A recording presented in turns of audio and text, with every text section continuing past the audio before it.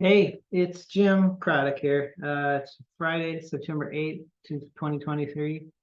And I don't really have anything, uh, you know, super insightful to add. I've talked about the resting heart rate thing for the last few days. And, uh, it's, I can't emphasize it enough, honestly, in that.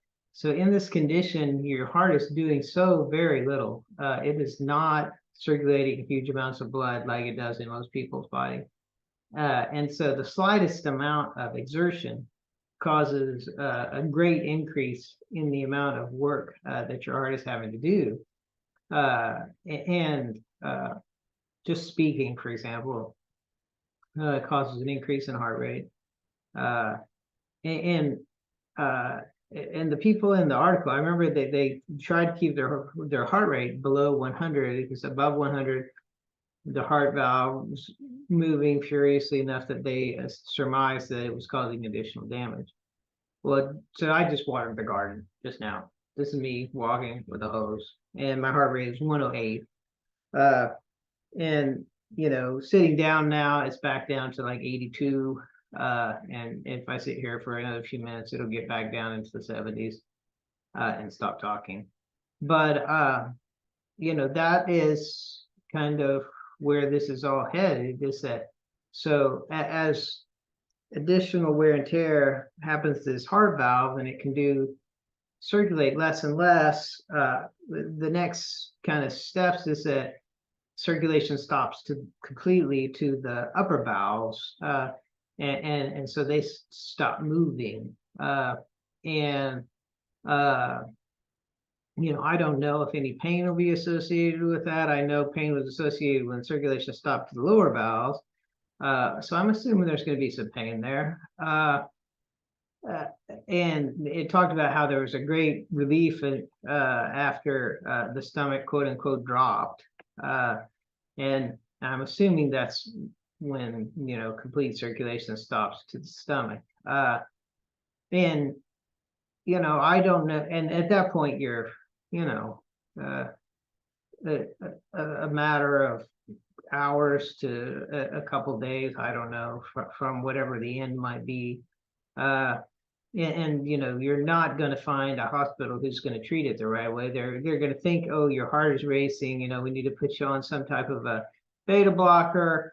You're having some type of cardiac event. Well, yeah, but it's heart failure. And so what I need is pressors and vasoconstrictors, and they're going to say, basically, give me the complete opposite.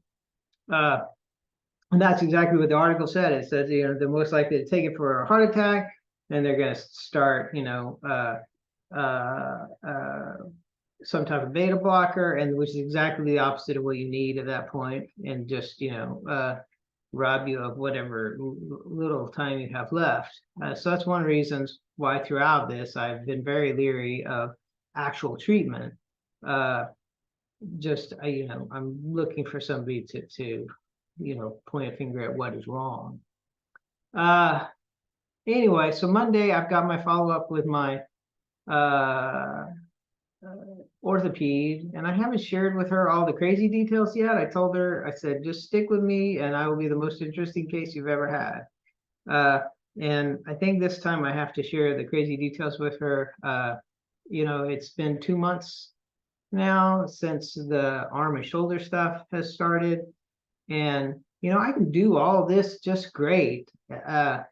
It's when I stretch, raise, or like I was just putting something up on my nightstand, and for some reason my muscles, I don't know, shifted or whatever, and just got shooting pain through there. And it is affecting this other side now. Like it's not nearly as bad. It doesn't have the tightness that this has uh, as much, and the sheer amount of pain, but it's definitely there. I can tense this arm though, and and not feel pain. If I tense this side over here, oh my gosh, pain. And so I just don't do that. I try not to.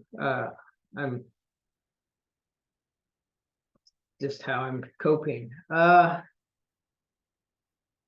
It's hard. my son was featured today in something, and I don't know. I guess I can embarrass him. I don't know.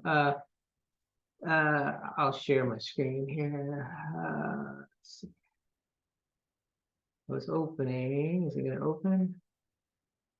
Here we go. So he goes to Bixby High School here in Oklahoma, and he's a great kid, and he is very smart, and he's going to go a lot of places. But he joined choir in 5th grade, and ever since then he's really enjoyed it, and he has really stuck to it. And I didn't know that he would so much, but he has.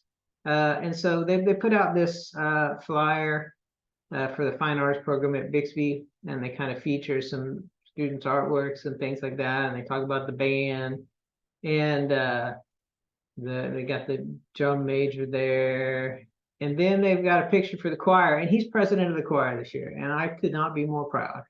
And he says right in here, he's like, my dad and mom were both in choir when they were young, and my dad even went to Allstate. I've always liked that being in choir has made a connection to their childhood, and I just am so honored by that. And I know it's totally off topic, but I still have these moments that make life worth living, and I'm trying to hang on to as many of them as I can. So I don't know. It's difficult at times. Well, that's it for today. Short update. Pushing these out in the future. Hey, I would really appreciate you sharing my story verbally, forwarding, my story to people. Yeah, it's worth telling that, hey, they redact medicine from, public knowledge, and the proof that they do that is that I'm no longer with you. Because I've been going to everybody trying to get a diagnosis, and nobody thinks anything wrong. And I obviously something's wrong. It's just that the insidiousness of this, and just the by definition that the condition hides itself from normal testing, and so it made it really easy for them to redact it, because hey, nobody's really going to find this, right? I mean, not before somebody dies. Well, no, they won't find it, but if you know about it beforehand, you sure can start talking about it. So that's what I've been doing.